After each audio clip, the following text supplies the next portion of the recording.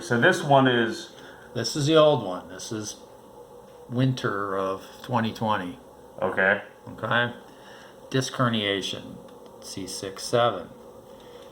There is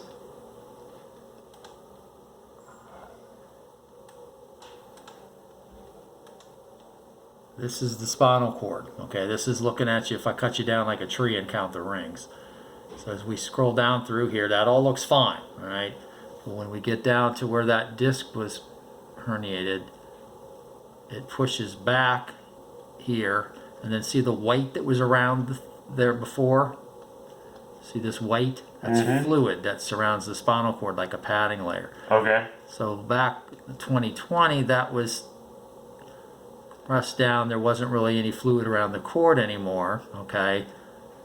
The cord itself looked okay, but typically though, when you get to the point where there is no residual space around that, going in with injections and things like that tends to not be a good idea. Now, the newer one though, and over time, the body can dissolve away disc material. So here's what that looks like now. See how that's not as prominent as it was, whatever it would be, about 8 months later, okay? This is what it looked like by, what was it, August, I think, of last year where they did this. So now you do see fluid around the cord, okay? And Sorry, go ahead. and that disc herniation isn't as noticeable.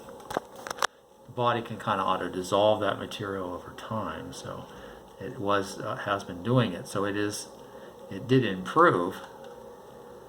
And as we scroll down here, now you don't see that, see a little dip here, but you don't see, now you got the fluid around there again.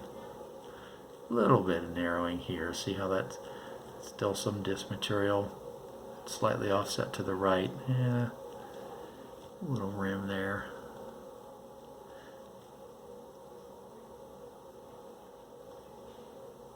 So not quite as bad, but still, still pretty narrow across that one. It's still narrow though. It's still narrow, but Forever, not as bad because some of the disc material is basically retracted away and gotten shriveled up, basically. So it's. Let me just see how they read this out. They mean radiologist. Moderate to severe spinal stenosis, yeah. So they still are considering that pretty. Now the thing is, I mean, they don't have bad. I mean, there's no changes of the spinal cord itself in terms of the signal characteristics. Okay,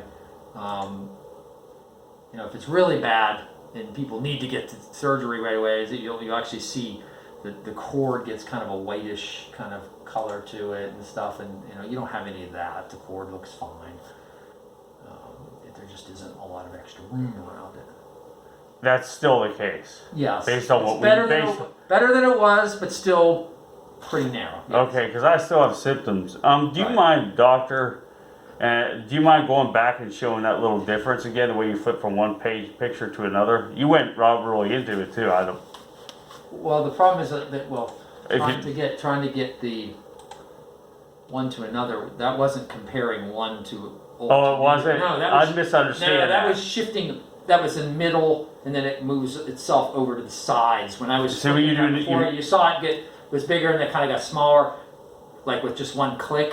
That was just in the same MRI. Just that taking wasn't a picture, slicing here, here. So it doesn't show up as much in certain areas because it comes back, the disc herniated backwards and slightly offset to the right. So when you take slices on the left side, you don't notice it as much. So when I was clicking that, it changed like that. That was all in the same MRI.